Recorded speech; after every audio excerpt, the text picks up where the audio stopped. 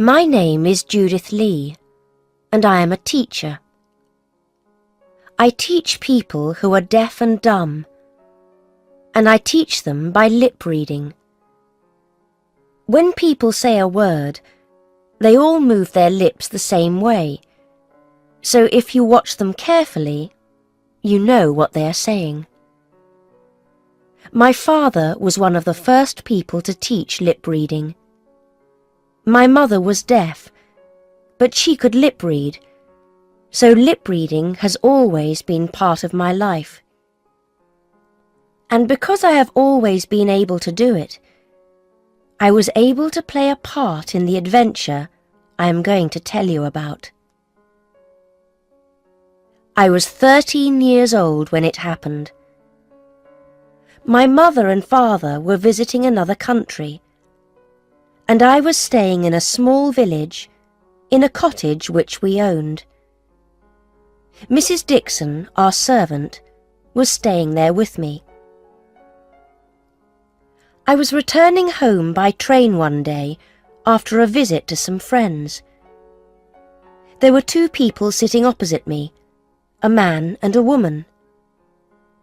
The woman got out at a station not far from my home. Then a man got in and sat beside the one who was already there. They seemed to know each other. They talked quietly for some minutes, and it was impossible to hear what they said. But I only had to look at their faces. I was reading a magazine and looked up to see the first man say something which surprised me. Myrtle Cottage. It's got a large myrtle tree in the front garden. The other man said something in a low voice, but his face was turned away from me. The first man replied, and I read his lips again. His name is Colgate, and he uses it as a summer cottage. He's got some of the best old silver in England.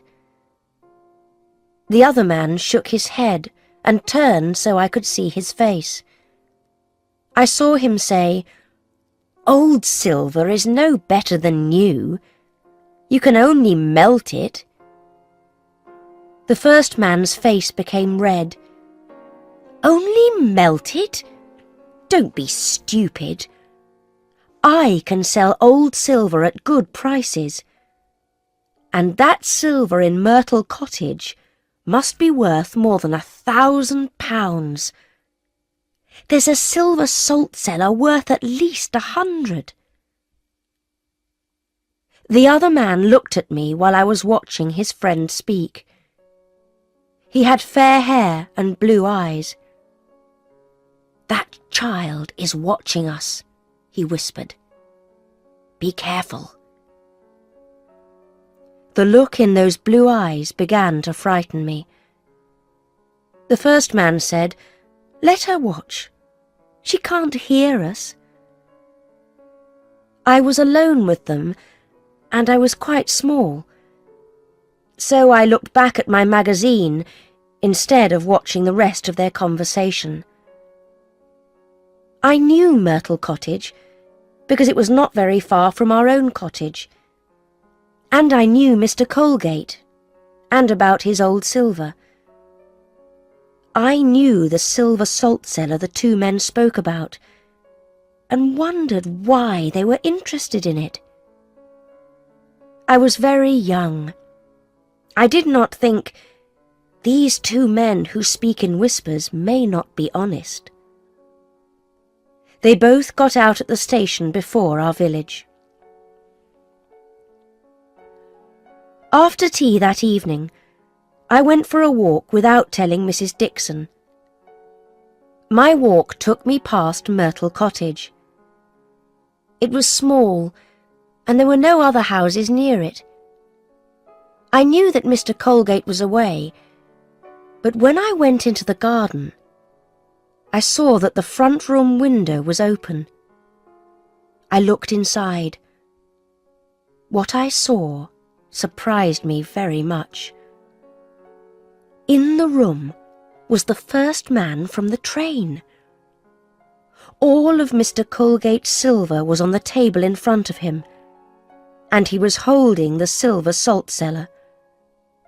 I did not know what to think. What was he doing there? What should I do? I was still trying to decide when a hand went round my throat. "If you make a sound, I'll kill you," said a man's voice in my ear. "Believe me, I will." It was the other man, and he recognized me. "It's the girl from the train," he said. The first man came to the window. "What's happening?" he asked. "Who's that child you're holding?" The other man pushed my face forwards. "Can't you see? I knew she was listening." "She couldn't hear us on the train," said the first man. "Nobody could hear our whispers. Give her to me."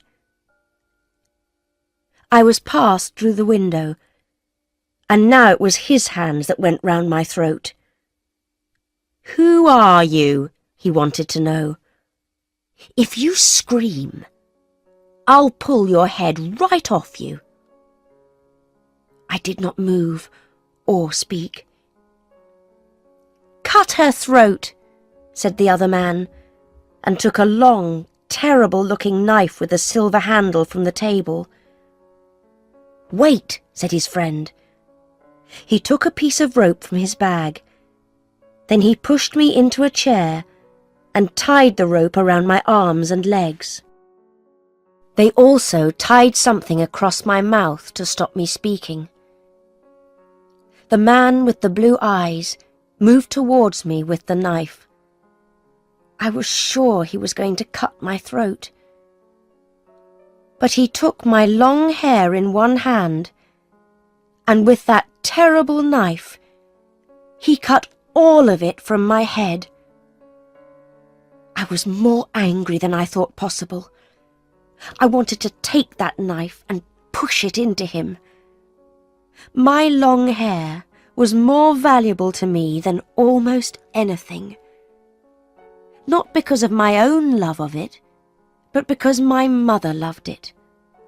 It pleased her so much, and she often told me how beautiful it was. And now this man had robbed me of it in the most terrible way. At that moment, I wanted to kill him. He hit me across the face with my own hair. "It didn't take me long to cut it off," he said, "but I'll cut your throat quicker if you try to move." The first man said, "Leave her alone. She can't move, and she can't make a sound. Come over here and help me." The man with blue eyes let my hair fall all over me. Then the two of them began to put Mr. Colgate's silver into 2 large bags. That was when I realized they were stealing it, and there was nothing I could do. The man with blue eyes moved towards the window, carrying one of the bags. The first man put a hand on his arm, and I watched him whisper, "Do you remember the plan?" The man with blue eyes put his mouth close to the other man's ear.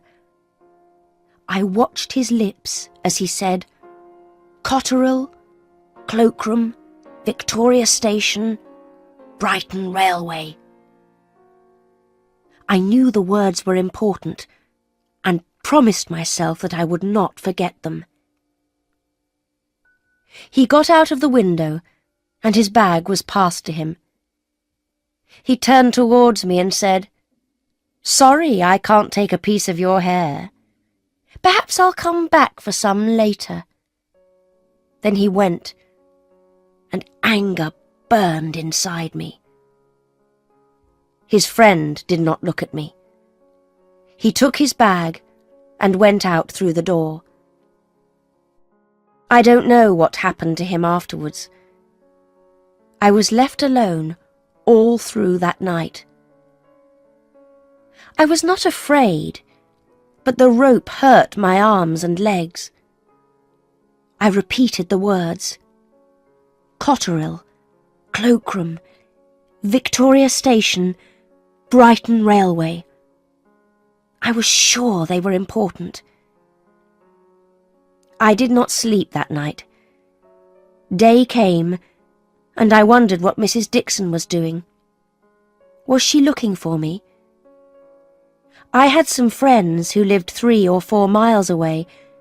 Sometimes I stayed the night with them, without telling anyone at home. Did Mrs. Dixon think I was with them? I do not know what time it was when I heard the sound of feet outside. The day seemed almost over. I watched the open window, and suddenly a face appeared. It was Mr. Colgate. "Judith," he said. "Judith Lee." He was not a young man, but he climbed in through that window as quickly as a boy. He took a knife from his pocket and cut the rope around my arms and legs. Then he uncovered my mouth, and at last I could speak. "Cotterill, Cloakroom, Victoria Station, Brighton Railway," I said. Then I fell into Mr. Colgate's arms. I knew no more until I woke up in bed, with Mrs. Dixon standing beside me. With her were Dr. Scott, Mr. Colgate, Pierce, the village policeman, and another man. I discovered later that he was a detective. I saw that I was in a room in Myrtle Cottage, and sat up in bed, and remembered everything. "He cut off my hair with the long knife," I said. My head felt strange. I asked for a mirror, then became angry again when I saw the blue-eyed man's work. Before anyone could stop me, I jumped out of bed. "Cotterill, Cloakroom, Victoria Station, Brighton Railway," I said. "Where are my clothes?" At first they thought I was crazy, but then I told them my story. "Cotterill, Cloakroom, Victoria Station, Brighton Railway," I said again. "That's where I'm going to catch the man who cut off my hair. And if we don't go quickly, we may be too late." Mr. Colgate agreed. He wanted to get his silver back as much as I wanted to find the man who cut my hair. So we went up to London on the first train that we could catch. Mr. Colgate, the detective, and an almost hairless child. We got to Victoria Station and went to the cloakroom. "Is there a parcel here in the name of Cotterill?" asked the detective. "One in the name of Cotterill was taken only half a minute ago," the cloakroom man replied. "Didn't you see him walking off with it?" He looked along the station. "There he is. Someone's going to speak to him."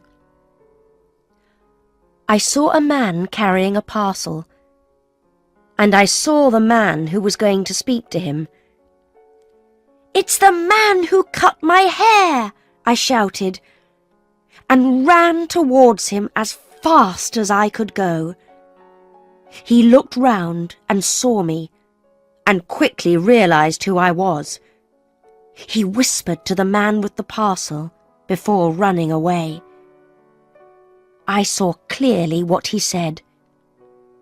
"Bantock, 13 Harwood Street, near Oxford Street." Those were the words. And then he turned and ran away. Mr. Colgate and the detective were close behind me. The man with the parcel saw us, and at once he dropped the parcel and ran off.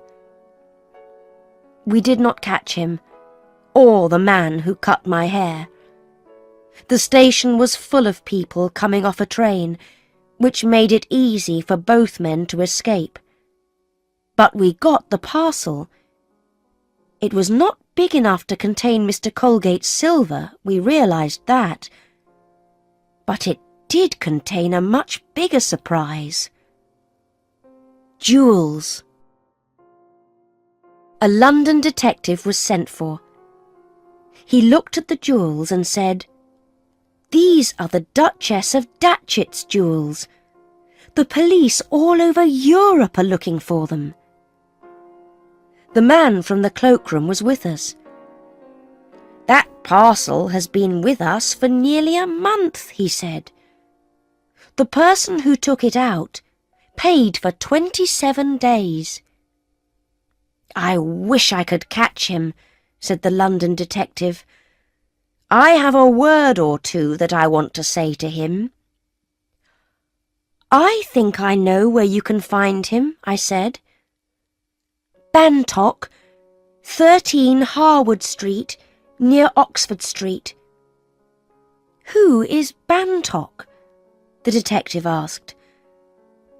"I don't know," I said, "but I saw the man who cut off my hair whisper those words before he ran away." "You saw him whisper them?" The London detective looked at the others. "What does she mean?" "Young lady, you were 15 metres away. How could you hear him whisper?"